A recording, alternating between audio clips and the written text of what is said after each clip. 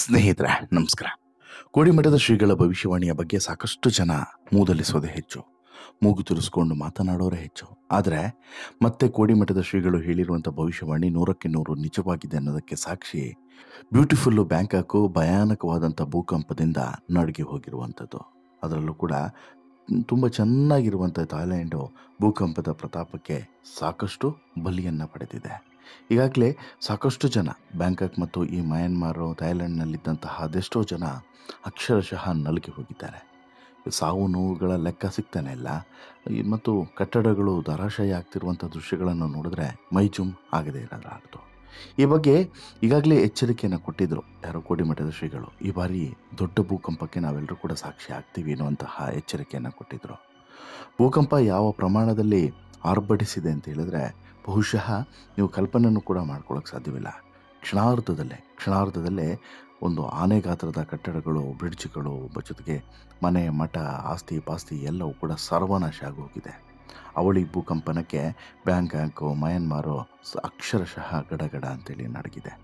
ಹಾಗಾದರೆ ಕೋಡಿಮಠದ ಶ್ರೀಗಳು ಹೇಳಿದ್ದೇನು? ಅವರು ಹೇಳಿದಂತಹ ಒಂದು ಭವಿಷ್ಯವಾಣಿ ನಿಜವಾಯಿತು. ಇನ್ನುಳಿದಂಥ ಭವಿಷ್ಯವಾಣಿಗಳ ಕಥೆ ಏನು ಹೇಳ್ತಾ ಹೋಗ್ತೇನೆ. ಅದಕ್ಕಿಂತ ಮುಂಚೆ ನೀವಿನ್ನೂ ಕೂಡ ನಮ್ಮ ಚಾನಲನ್ನು ಸಬ್ಸ್ಕ್ರೈಬ್ ಮಾಡಿಲ್ಲ ಅಂದರೆ ದಯವಿಟ್ಟು ಕೂಡಲೇ ಸಬ್ಸ್ಕ್ರೈಬ್ ಮಾಡಿ ಸ್ನೇಹಿತರೆ. ಆವತ್ತು ಶುಕ್ರವಾರ ಎಲ್ಲರೂ ಕೂಡ ಒಂದು ರೀತಿಯಾದಂತಹ ಎಂಜಾಯ್ಮೆಂಟ್ನ ಮೂಮೆಂಟಲ್ಲಿದ್ದರು. ನಾಳೆ ವೀಕೆಂಡು ಹೇಗೂ ಅಲ್ಲಿ ಹೋಗೋದು ಇಲ್ಲಿ ಹೋಗೋದು ಎಂಜಾಯ್ಮೆಂಟ್ ಮಾಡೋದು, ಇದರ ಬಗ್ಗೆ ಪ್ಲ್ಯಾನಿಂಗ್ಗಳು ನಡೀತಾ ಇತ್ತು. ಅಷ್ಟು ಮಾತ್ರವಲ್ಲ, ಬೇರೆ ಬೇರೆ ಕಡೆಯಿಂದನೂ ಕೂಡ ಪ್ರವಾಸಿಗರು ಕೂಡ ಹೆಚ್ಚು ಸಂಖ್ಯೆಯಲ್ಲಿ ಶುಕ್ರವಾರ ಆ ನಗರಕ್ಕೆ, ಆ ದೇಶಕ್ಕೆ ಬಂದಿದ್ದರು, ಅದೇ ಬ್ಯಾಂಕಾಕಿಗೆ. ಆದರೆ ಬ್ಯಾಂಕಾಕ್ನಲ್ಲಿ ಶುಕ್ರವಾರ ಒಂದು ಘೋರ ದುರಂತ ನಡೆದೇ ಬಿಟ್ಟಿತ್ತು. ನೋಡ್ತಾ ಇದ್ದಂತೆ ದೊಡ್ಡ ದೊಡ್ಡ ಕಟ್ಟಡಗಳು ನೆಲಕ್ಕುರುಳಿತಾವು. ಜೊತೆಗೆ ಸೇತುವೆಗಳಿರ್ಬೋದು, ರಸ್ತೆಗಳಲ್ಲಿ ಬಿರಿ ಬಿಟ್ಟು ನಿಂತಿರ್ಬೋದು, ಮನೆಗಳಿರ್ಬೋದು, ಎಲ್ಲವೂ ಕೂಡ ಕ್ಷಣ ಮಾತ್ರದಲ್ಲಿ ಸರ್ವನಾಶ ಆಗಿತ್ತು. ಒಂದೊಂದು ದೃಶ್ಯಗಳು ಕೂಡ ರುದ್ರ ಭಯಾನಕವಾಗಿತ್ತು, ಭಯಂಕರವಾಗಿತ್ತು. ಆ ದೃಶ್ಯಗಳನ್ನು ನೋಡಿದ್ರೆ ಬಹುಶಃ ಎಂಥವರ ಎದೆ ಬಡಿತವಾದರೂ ನಿಲ್ಲಬೇಕು, ಆ ರೀತಿ ಇತ್ತು.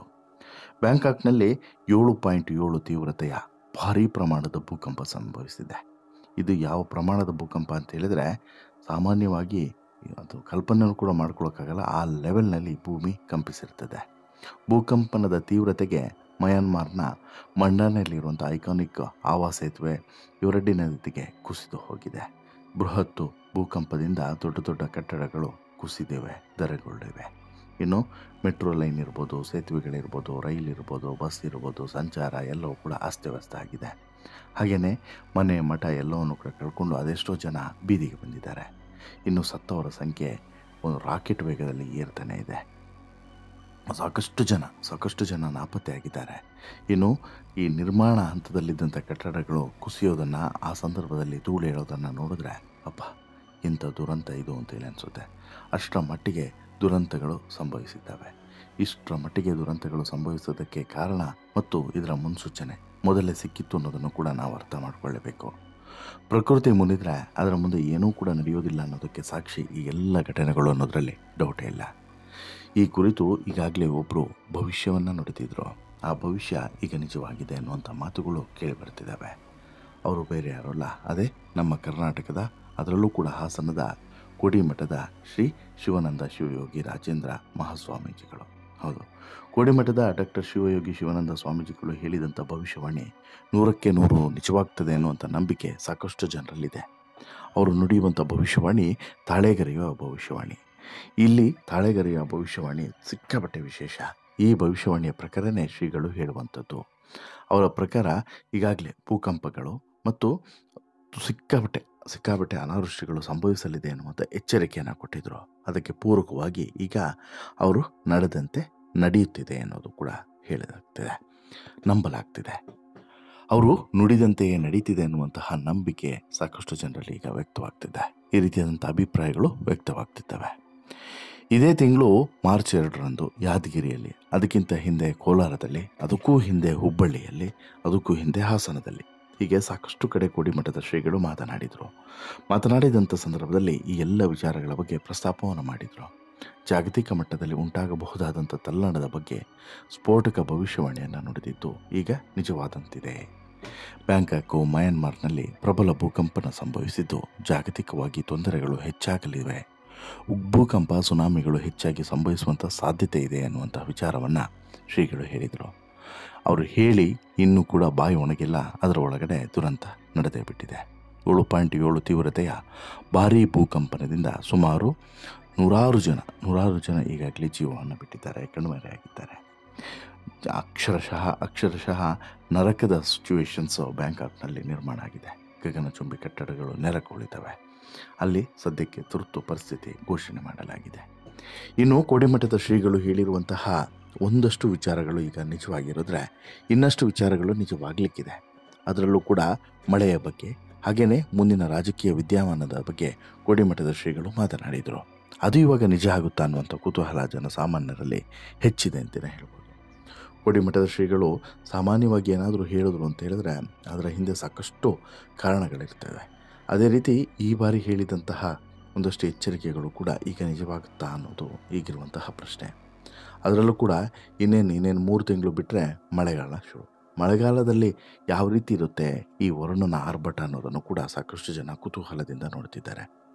ಯುಗಾದಿಯ ಮುನ್ನ ಕೋಡೀಶ್ವರಗಳು ಹೇಳಿದಂಥ ಭವಿಷ್ಯವಾಣಿಗಳು ಒಂದು ರಾಜ್ಯ ರಾಜಕಾರಣಕ್ಕೆ ಸಂಬಂಧಪಟ್ಟಿದ್ದಾದರೆ, ಮತ್ತೊಂದು ಈ ರೀತಿ ಯಾವುದು ಪಂಚಭೂತಗಳ ಮೇಲೆ ನಿಂತಿರುವಂಥ ಭವಿಷ್ಯವಾಣಿ. ಸಾಮಾನ್ಯವಾಗಿ ಕೋಡಿಮಠದ ಶ್ರೀಗಳು ಯಾವುದಾದ್ರೂ ಒಂದು ವಿಚಾರವನ್ನು ಎತ್ತಿದ್ರು ಅಂತ ಹೇಳಿದ್ರೆ ಆ ವಿಚಾರ ನಡೆಯುತ್ತೆ ಅನ್ನುವಂಥ ನಂಬಿಕೆ ಸಾಕಷ್ಟು ಜನ ಭಕ್ತರದ್ದು. ಹಾಗೆಯೇ ಯುಗಾದಿಗೂ ಮುನ್ನ ನುಡಿದಂಥ ಭವಿಷ್ಯವಾಣಿಯಲ್ಲಿ ಈ ಎಲ್ಲ ಅಂಶಗಳು ಕೂಡ ಉಲ್ಲೇಖ ಆಗಿತ್ತು. ಅವ್ರು ಹೇಳಿದರು ಶುಭ ಮತ್ತು ಅಶುಭ ಎರಡನ್ನೂ ಕೂಡ ಈ ಬಾರಿಯ ಯುಗಾದಿ ಹೊತ್ತು ತರಲಿದೆ ಅನ್ನುವಂಥ ವಿಚಾರವನ್ನು ಹೇಳಿದರು. ಹಾಗೆಯೇ ರಾಜ್ಯದ ರಾಜಕಾರಣದಲ್ಲಿ ಬೇರೆ ಬೇರೆ ರೀತಿಯಾದಂಥ ಸಂಘರ್ಷಗಳು ನಡೆಯಲಿದೆ. ದೇಶ ವಿದೇಶದ ಸಂಘರ್ಷಗಳು, ಬಾಂಬ್ ಸ್ಫೋಟ ಇತ್ಯಾದಿ ಬೇರೆ ಬೇರೆ ಘಟನೆಗಳು ಕೂಡ ನಡೆಯಲಿದೆ. ಅಷ್ಟು ಮಾತ್ರವಲ್ಲದೆ ಒಂದಷ್ಟು ಬದಲಾವಣೆಗಳಿಗೂ ಕೂಡ ಸಾಕ್ಷಿ ಆಗಲಿದೆ ಅನ್ನುವಂಥ ವಿಚಾರವನ್ನು ಕೂಡ ಹೇಳಿದರು.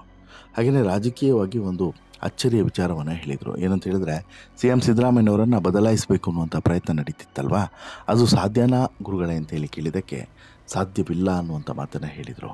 ಅಂದರೆ ಸಿದ್ದರಾಮಯ್ಯನವರು CM ಸ್ಥಾನವನ್ನು ಬಿಟ್ಟುಕೊಟ್ರಷ್ಟೇ ಬೇರೆಯವರಿಗೆ ಅಧಿಕಾರ ಸಿಗ್ತದೆ, ಅವರನ್ನು ಇಳಿಸೋದಕ್ಕೆ ಸಾಧ್ಯನೇ ಇಲ್ಲ ಅನ್ನುವಂಥ ಮಾತನ್ನು ಕಡ್ಡಿ ಮುರಿದಂತೆ ಹೇಳಿದರು.